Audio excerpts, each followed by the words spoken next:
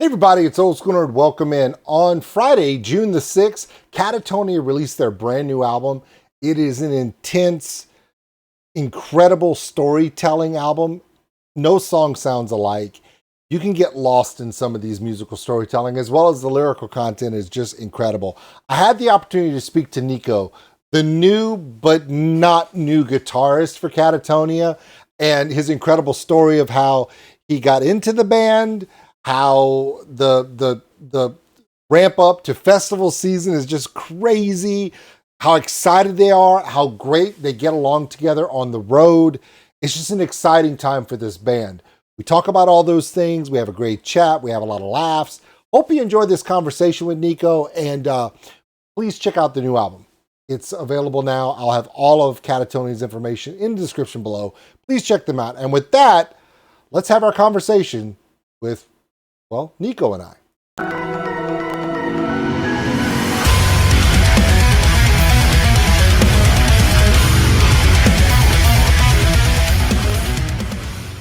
Hey everybody, here he is, the man.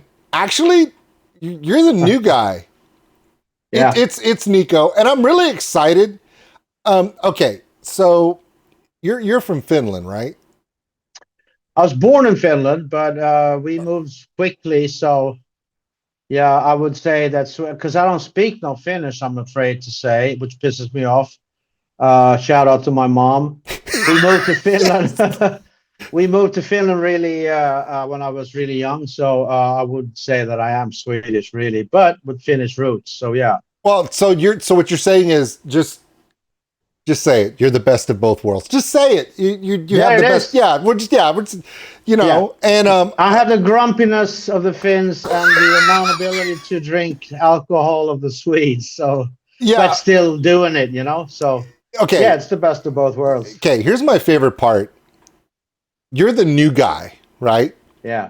But you're not new to the game. You've been in the game as long as Catatonia has.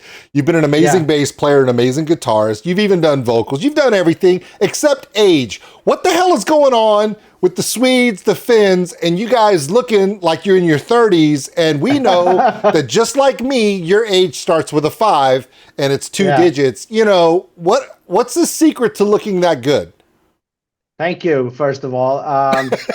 I don't know, because I've been. I think I'm just lucky. I think I get it from my old man, who's actually English, because he's 80 now and he looks like, you know, pushing 60. And a lot of my friends who are also Swedish, they're already gray and I don't know. They look way older. I think also the fact that, you know, I've been fortunate enough in my life to being able to do what I actually love to do. And I think also stress. Even though I've been stressing out over, like, you know, album releases, not knowing the soul or whatever, it's not that negative stress that you get from doing something that you don't give a fuck about anyways.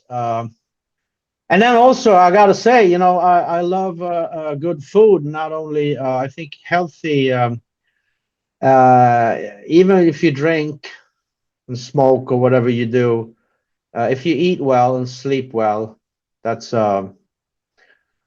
like key. A lot of At least on the second half. Yeah, I think a lot of people. Yeah, a lot of people, like, there's stuff that we do here in America that we think, oh, it's the key to living healthy and staying alive long, but we still die really young because we eat crap here. Yeah. And then whenever I visit Europe, it's like, man, this is like the cleanest food I've ever had. And yeah. You guys sit in the sun for 12 hours a day and smoke 3 packs of cigarettes and drink every night. I know. How? I think that's a huge part of it, that people think, as I used to for like the first half, like, it's just, you know, give me something to fill the stomach so I can drink more. But if you look at what haven't been in the States and in Europe, and particularly in Scandinavia, it's like the quality of a burger, for instance, in the States, is like, really? Are you kidding me? Yeah. If you get the same burger in Tokyo, it's like, holy cow, there's like kale and all kinds of good stuff in there, and still tastes amazing. So Yeah, Well, for sure. I That's think where I'm from South Louisiana, so I live in that Cajun area where everything has right, to come from nature as well. There's not a lot of process. We like to do everything ourselves as right. well. So we have that notoriety for having good food too. I don't know how this became a lifestyle podcast. We're supposed to be talking about I know, man. Catatonia and the guitar, but Yeah, okay, man. But let's get back to it. Okay. right. Catatonia, how did that come about for you? And because Um, we can't talk a lot about, the new album per se, because, it's coming out tomorrow, right? Because it comes right. out tomorrow. You and I are talking on the Yeah. 5th. But I really want to talk about how this chapter for you started, your thoughts about it, and because that's really the thought I'm thinking about. NICO moving into Catatonia. What's his story? What is he excited about? What is he nervous about? And what he's like, Right. I've been in the game too long. I ain't worried about it. So tell us about that. No, I mean, no, it was insane. Actually, it was pretty much straight after COVID was at its end. Jonas called me and he said, like, so, how about you? Do you want to learn like 25 songs and then go to Hobart, Australia? So it's like traveling for 6 days and then do like a 1.5 hour show. And now this is bananas, but I'm just, would you want to? Why on earth he called me? I have no idea. But I mean, we met over the years and kind of like clicked personally. I think we have the same kind of humor. But anyways, I was like, had it been like any normal before COVID, I'd be like, man, that's way too much work. Call somebody else. But it was like after COVID, so I was, man, I'll do it for free. Even I didn't say that, but I would have. Can't go back. So No we did that, backsies. and then we had 6 days of hanging out, and we had like an absolute blast. Of course, we get there, and like none of the gear showed up, so all the whole pedal board dance that I've been rehearsing stressfully for like a month, that was just out the window, and a new guitar. So man, to say I was stressed out, and then all Catatonia's music is like a bunch of odd meter. It's not easy to play, not No. at least not for a death metal moron like me. So no, it was insanely stressful, but it went really well, and we had a blast. And then, like a year later, Anders couldn't do a whole tour, so we did a whole. And that's really when you know if you're meant for each other. It's like when you share a bus for like a month. You If you can do that, then it's like, okay, then you can be in the same band for like a longer period of time. And it was also a lot of fun. So I was but it's been very intimidating all along the way, because it's there's all these odd meters, and it's like it's not. I mean, I've been listening to this kind of music. I'm a huge Pink Floyd fan, so anything like um spacey, I'm all about it, even though I've been in a tomb. So that wasn't, but it's just playing it, and there's, I mean, the level of musicianship, they're insane. Well, So it's like, man, I feel like, you know how they say, fake it till you make it, and you that can't was. fake it with that though. I mean, No, but okay. I was like, I don't belong here, man. Well, somebody's gonna come in here and it's like, oh man, you just get out of here, This man. is Get it. this is the So that's a greatest. really nice feeling when you feel like you're the shittiest player in the room. Uh, No. but it had to make me. I worked really hard, and then I'm still intimidated. But now I kind of get like, I know that I can do it. I just have to practice way more than with like learning any death metal song or any other song in 4/4 for that matter. Because they all start off real cool in 4/4, and then it just fucks off into. So that would be the story. And uh, as with any band, I mean, musically they're fantastic, but more than anything, it's like we get along so well. So I really think that we will. It's for the long haul. This one. That's how it Awesome. feels now. That's a great feeling. So even though I'm super old, I can spend Shut up. No, my you're not. You're Swedish retirement old, days. dude. You're like, So still, yeah. but that's the same age as anywhere else. Even though, Swedish so Swedish I have Sweden and Finland have reversed dog years. Don't even start that nonsense. Right. So right. for those playing along at home, let's recap. Guy's an OG death metal guy, right? Gets asked by a buddy, "Hey, do you want to learn 25 songs?" Which, by the way, are like the heavy metal version of Pink Floyd because of the storytelling and the immense arrangement style. Learn 25 songs, then we're going to have you fly 18, 19 hours to get to Australia. And you're going to play an hour and a half show. You get there, the gear's not there. So all the elaborate pedal setup you had was useless at that point. So then when you get there, then you get on a bus, you find out the guys are great. And now you're happy. So all that's going, that's kind of bananas.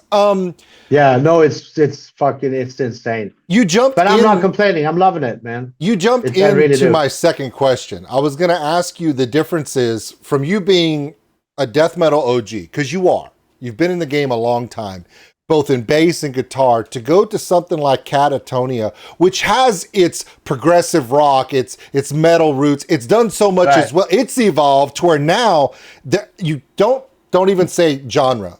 I look at them like true heavy metal storytellers, like a Pink Floyd, like a Rush, but in metal. Like they love to tell stories. You cannot draw a straight line through the musical score because that's the complexity.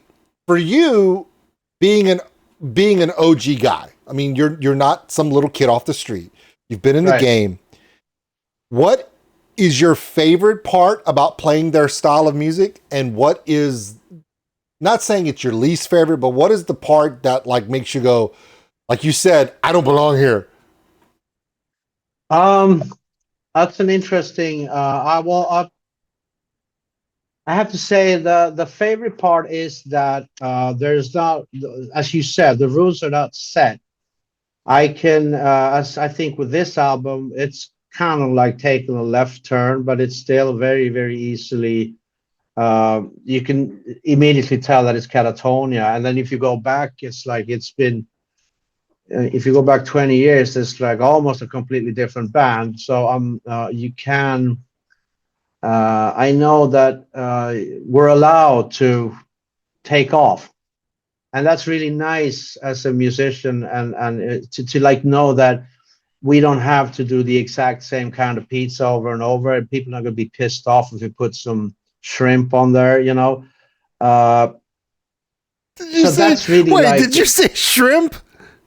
Yeah, I was doing like a metaphor that we're doing pizza. And we're going to sprinkle a little crab on top. It's going to be fine. Yeah. And I've had pizza with crab. It's fantastic. But also, if you're like a really, no, man, I want my sausage and that's it. It's like, and there's bands that are suffering. I mean, they're all great bands, and I'm not going to name anybody, but that are like also trapped in the fact that if they do anything but the recipe, people are going to be like, "What are you doing?" Or go back to that. Or the bands that every album's the same.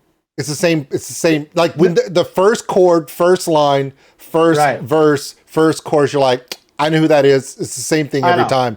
And there's nothing really wrong with that. No. But for me, I mean, I'm thinking with that's like the biggest beauty is like it can go pretty much like we don't even have to stay in the style of metal. It can go, I mean, not into the rap. I mean, yes, theoretically we could go into the rap, but you know what I mean? It's really nice. It's a really weird feeling, I have to say. I think in metal today, it's kind of suffers from being a bit too conservative. And even though I know there's nothing wrong with being a conservative heavy metal fan, but it's nice to be in a band that never really cared about what people thought about. You should like make the last album again. So that's the good part. The worst part, or as you say, the downside is I think also the flip side is that I feel like I don't belong. That's a really nice feeling to be like the shittiest player. I mean, if you think you're the shittiest one, you're not. I'm not saying I am, but I'd rather be a small fish. That was that saying, like a small fish in a Big Oh man, I pond don't know. versus the You know, big the fish big in pond yeah. kind of. It's like I want to be surrounded by people that I think are better than me, because that's going to make me go Yeah.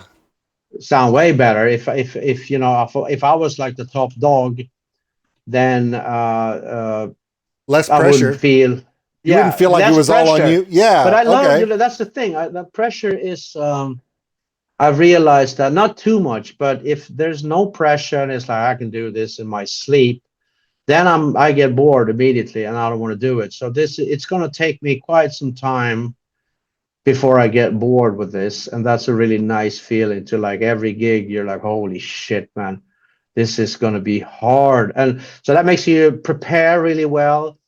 And some wise fella said, I saw the other day, it's like people kind of half-ass their practice and then they expect the gig to be perfect. And he was like, if you make practice that needs to be perfect, so then you can go on stage and half-ass it because you already know how to play it perfectly, and then half-ass is still going to be good enough. You know what I mean? So that, and that's how I feel now. It's like every time before, I'm like, man, this is. So I really, really practice and rehearse the songs, and I get myself in that mindset that, you know, don't. It's not like shooting from the hip kind of deal, and that's. I think that's really. I like that. I prefer that for feeling safe and like, yeah, man, I can do this. I think it's awesome that for both you and Catatonia as a group, since both you and the band started off in metal in your musical careers back in the day, where there was so Right. much pressure from labels and promoters and all these different entities trying to tell you what you have to make. Now that Right. Catatonia is, 25 years in, you've been in the game about that long, and you guys you're like, well, you can literally make what you need to make. You are yourself. And Yeah. nowadays, I'm finding like Napalm Records, there's various labels that say, we want you to create your music because of the internet, because it's global reach now. We'll find the audience that works Right. for you. And you have these younger guys, these young bands nowadays that do take all these crazy risks. Yeah. You've seen them. You Yeah. share a label with them, and you're like, they did what the hell did they did what?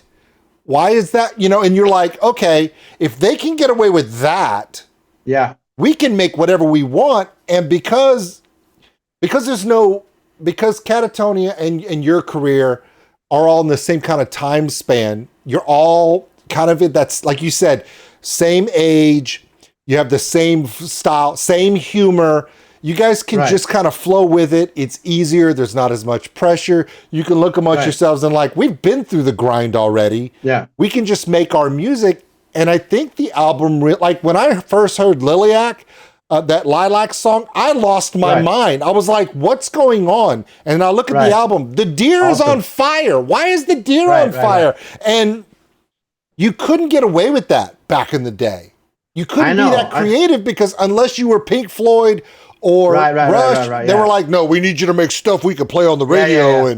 and you got to be metal. And it was like, now you can create, you can be artists. I know. And I think the flip side of the whole internet deal and everything getting like stereotype. It's. I mean, because if you look at the big masses, it's what they consume. It's kind of like junk food. It's like, really. But as you say, if you have something super weird, you don't have to. You're not tied up by the fact that you don't have to go see these people personally like you had to back in, like, to get a tour together. Then you had to everybody be like, okay, is there any money in that? Because we can't just put you on the road. But now you can easily see, there's 500,000 people in Nigeria that thinks we're great, so let's go. So you can the flip side of like the mainstream getting so big and so horribly bad is like that underground scene can still make a decent and or even good living because you can reach all the morons that wants this. And I think also the need for like because we get fed so much already chewed food, it's like the need for weirdness is greater than ever. And so yay, no, let's I've go. seen a band, a band like Amarith, right? Okay, so Amarith, Right. when their production value is high. They're like Katatonia in the fact that their energy is different, but they're very specific about their songs. It's not. Right. It's very well produced, very well. And then they go on the road with Nano War of Steel. Why would you do that? Well, there's a reason why, because Nano War of Steel come out and they make the crowd laugh. They make the crowd dance. They put IKEA furniture together on the stage. It's all fun. So everyone's in this hype mood, and all of a sudden the energy is there. There is a saturation where if you just play one type of music, you can almost get punch drunk by it. So yeah, sometimes throwing a little spice here and there in chaos is fun, but I want to ask before we go, because our time is short, because I only have a little bit of time. Festival season's coming up. It's like next week, right? I think Grass Pop is next week. Yeah, Grass Pop. Yeah, you're getting ready to kick off. Okay. Festival season is going to go through the summer. I'm not going to ask you what your favorite festival is, because that's not fair to the festivals. Right. What is your favorite thing about playing at music festivals? And what's the one thing that is completely overwhelming sometimes? Oh man, there's, I think the fact that you get to hang out with colleagues and watch all the cool bands is like insane, because whenever you're on a tour, it's with the same, after 25 gigs with the same lineup, everybody's doing the same set list.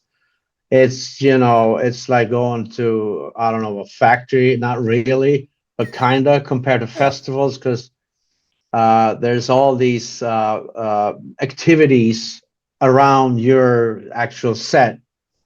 So that I love. There's crowds are like, you have a different kind of crowd, because when you do like your own show on a tour, it's going to be people that just want to see your shit and whatever band's on the bill.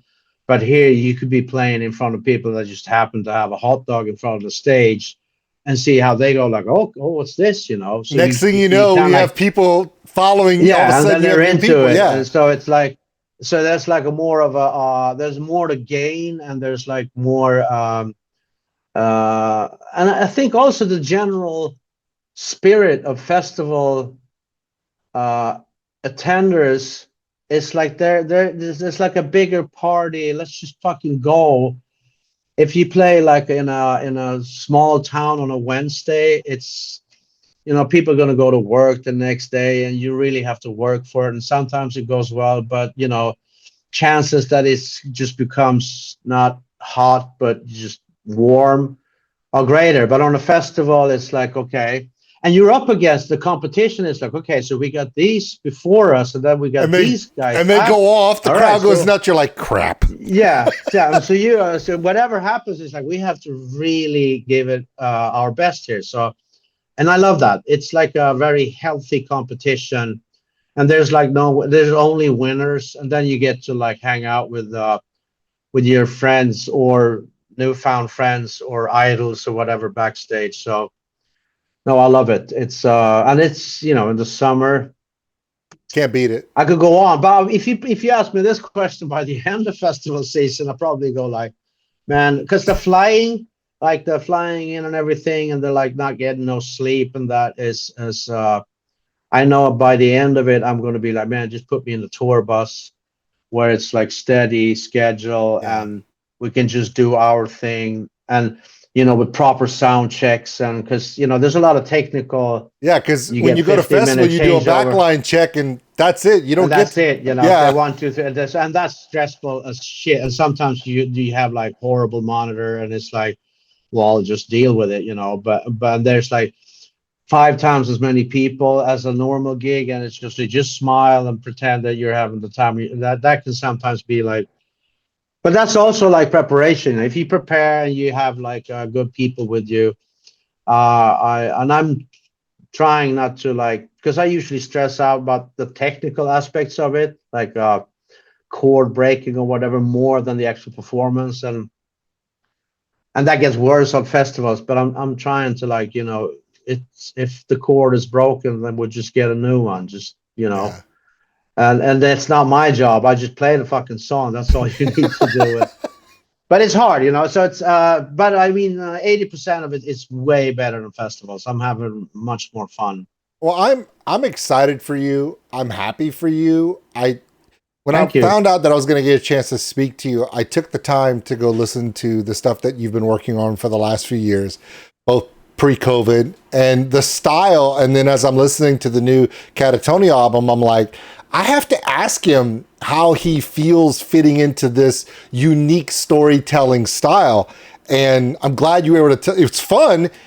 Yeah. Before I go, you talked about how things aren't always the same.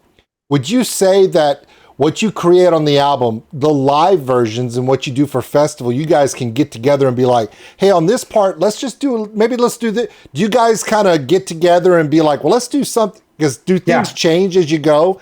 Because for me, I'm unique. pushing. Yeah, I'm pushing for that. And I have, I think me and Daniel now are the forefronts on this matter. It's like, let's just okay, so that's the song on the album, but let's just, you know, take it someplace else and throw in. And also I'm thinking like, let's have a few versions so that we can, like, you know, let's do version A today, so you can really just to, like, I don't know, you could also react to the crowd. If the crowd is doing something different, we'd be like, let's do that version of this, because this crowd's ready for that. That's like, we talked about that, to have like setups for like different, okay, so let's do the long version, the short version, or whatever version. But it's a beast in the making, but I'm definitely for it. I mean, we're not gonna go crazy spontaneous jazz solo like everybody can do whatever, but it's really nice to have, like, to consider album and live to be two completely different beasts, and then when live, when opportunity is given, and you can feel like, man, this is perfect for that 9-minute guitar solo. Nico's like, no, I can't, I don't want to do a 9-minute. No, but you know what I mean, whatever. I mean, it's not going to be a 9, but you know, just throw in like make that epic part even more epic. Let's double the part or whatever. Yeah, man, I'm all for it. And I when I see bands, especially when you're like a huge fan, and somebody, when you screw up the arrangement or you change it, it's first you're like, hold on, this is wrong, and then it's such a liberation, because it's like all of a sudden you're hearing the song for the first time, because you're like, well, what's going to happen? And then usually it's just the same part twice with a solo or whatever, but still, to get that feeling of like, holy shit, anything can happen, that's gold. Live, especially live. I think you kind of said what I've heard a few times in the last couple of years, talking to creators and artists like yourself, where they say, you know what, you can go into the studio and you've got time to tell your story on an album. You can mix it, you can do post-production, you can do editing, you can do all this stuff. You can create the story and take as long as you want. Here's the thing, people are going to love the album, they're going to hate the album, it may be their favorite, whatever. But the goal is this: you make a great album, you tell your story, and you have all of your fans and all of your diehards and all the people that follow you go, this is what you want them to say. You want them to go to your friends and go, the new Catatonia, incredible, right? But have you seen them live? Oh my God, live? Yeah. Oh, yeah. That is the goal. Because if you do that, you for sure both boxes. Yeah. And especially in this day and age, man, because nobody buys no fucking albums no more. It's like, seriously, I mean, any musician will tell you this. It's like, if we wouldn't have the live thing, we would be, you know, doing something else. So let's make that experience like you can't miss it, you know. It's like, just like you said, it's like, have you heard? Yeah, the album's all right, but man, if you see them live, that song, it just goes off into space, man. I think you guys are going to do amazing. Shrooms, yeah, and then so I'm all about that that mindset, and I'm I think I am the biggest advocate for it right now, and but yeah, for sure, that's going to be like that's my ambition, to put in like the new guys, like, let's just go crazy here and be vigilant, you know. Well, yeah, the album we'll see is how there. that, I mean, Yeah, Yeah, the album I is think the obviously album there. Yeah, so now the next piece is that you've got the summer festivals to right, just crank this out, and then you guys have a tour in the fall. right. So yeah, so No, by the time there's you get to time, tour, you're like, we know exactly and if what there we're gonna ever do. was an album that there's like a chance to do this, I would say this, because it's really out there in a nice way. And I think there's so many the arrangements are like so there's just stuff going into any direction at any time. So uh you have it feels like we have wiggle room to like make it even crazier without people going like, well, hold on, that's not the original bridge there, you know. They'd be like, oh, cool, okay, yeah, yeah, it's still the same song, is it? Yeah, but I don't know, I like it. yeah, but The, don't worry about those gatekeepers because there's a lot of people out there like I know, myself. no, man. Well, no, there's a lot of people out there more than you realize that are Yeah, going I to know. go, yeah, I know that story, but Right. that story that they just Yeah. told, Yeah. that was for me. Yeah. And they're like, No, hey, totally. that was a personal version. That's Yeah, not yeah, yeah, man. that. Did they just do that here? And you can go, Yeah. yeah, that was just for you. No, I think that's the key, like, because everything gets recorded, and whoever you are, if you're a fan like myself, if I'm gonna go see Marcus King, which I am, I'm checking him out on the internet. I know the set list. So if you could come up with anything just different really at every gig and give people that feeling of like that happened right here and now for me in this day and age, that's gold. We need that. We need It's like when like bands, remember, because we've been around long enough, because you and I are actually the yeah, same age. Remember right. when bands would show up and all of a sudden after the end of the thing for the encore, they come out and do an acoustic set and you're like, what is Yeah. going on? You're Right. like, I didn't know Exactly. that. And that was like the big thing. I'm not saying you Yeah. have to do an acoustic set. What I'm saying Right. is, No, but I know what I mean. Yeah. yeah, sometimes you make it personal and people are like, Yeah. yeah, I See, like that. I think that's the trick. Yeah. Just make like everything, and that's also more fun.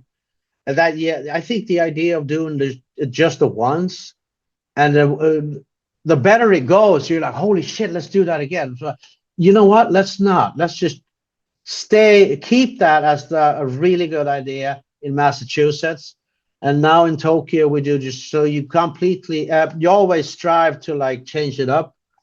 I'm all about it, man. It's let's bring back like those 70s 25-minute mushroom jams where the band's just like, okay, I have no clue where I'm at. All right, then, Heap, hold up. You know, exactly. Yeah, exactly. No, but I mean the concept, but maybe not 25, but that what they did back then and what they were allowed to be doing, I think Yeah. there's a need for that in the world today. That I would be happy to give, so to speak. And I think it's actually playing the internet against itself if you do that, because then someone has their phone up and all of a sudden they post that video like, that's never been done before. And you're like, yeah, it's never going to be done again. All of a sudden everyone has to show up because they want to see what the band may or may not do tonight. See? The end of it is just a fucking marketing trick again. I'm gonna get your money one way or another. No, it's not. No, it's not. It's actually storytelling.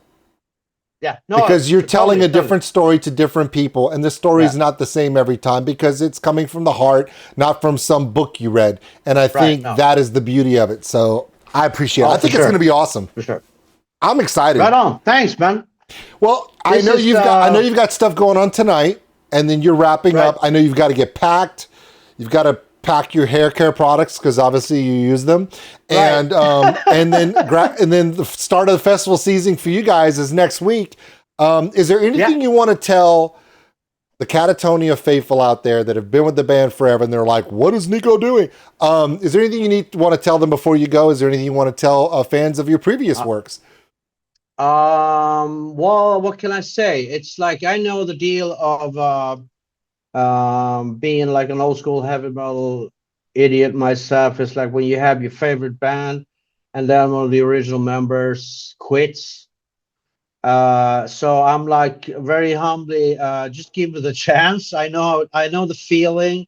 I'm super stoked to get the chance to like do my thing with this band, and hopefully in time you will accept me as as a member of this beautiful orchestra. And again, I'm like I'm humbled. I'm super happy to be part of it, and I'm also looking forward a lot to coming to the States and play, because I mean, touring the States is like That's it's just bananas. something else. That's a totally different animal. No, I love it. It's hard as far as like Distance. like the distances and everything, but like a friend of mine said, it's like, man, but it's like you're constantly in a movie. Wherever you come, it's like, holy shit. Do you remember that movie? That kind of looks like that diner. Every day you step off the bus, you're in a different place. Like, yeah, no, this is totally weird. Where are we? You know, man, and I talked to Jonas today when we're saying, like, so when we get to the States, it's going to be all country in the bus, because me and him, we have this newfound love for like bluegrass and old style. And it's like, oh, so that would be the perfect place to be in a bus in the States, checking out country. Okay, so that means you got to come to Texas. You got to come to Louisiana so we can do barbecue. Sure. Got to go to a Buc-ee's. Yeah, there it is. Yeah, exactly. So, but before you go, just between you and I, country music. Yeah. In Sweden, there is one of the best country bands I've ever heard of. Now, remember, I live in the South in the United States, and there's a band from Sweden called North Lake Shivers. North Lake Shivers. They're from down the street from you.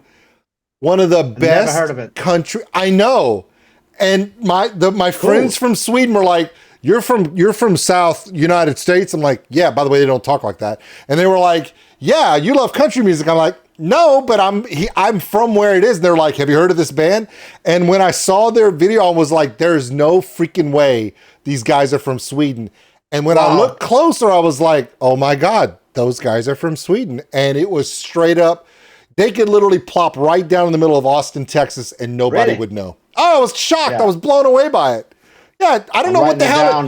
Seriously, Sweden takes over pop music. Sweden takes over metal. Now Sweden's going to take over country music. That's it. I'm done. Man, you got to stop. I don't see that.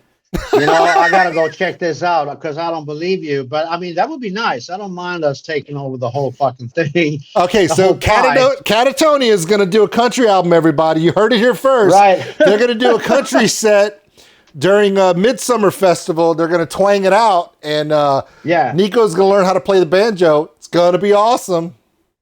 And as Hank Williams wisely said, he was like, I put the cunt back in country, and he's now dead. So we're gonna we made it. We almost made it through the whole video without dropping a really bad word. And I'm just so happy that you did it and not me. I can't get in trouble. Awesome, everybody. That is Nico, the not new guitarist in Catatonia. Hey, as you leave, safe travels. Health, happiness for you and the guys. Have an amazing summer. Enjoy your tour. Amazing album. And when you get to the US, send me a message. Let me know where you're going to be. I will meet you there, and I'll bring stuff. I'll bring food. I don't care. I'm good like that. Sounds good. Appreciate you, brother. That's a dealio. Right on. Have a nice one. You too. Thanks. Thanks for watching, everybody. And if you enjoyed this video, give us a like. It really helps the channel grow. Also, if you want to subscribe, right over there.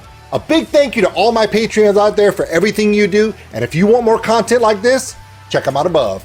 Remember, love one another, take care of each other. We're all stuck on this mud ball together. We'll see you later.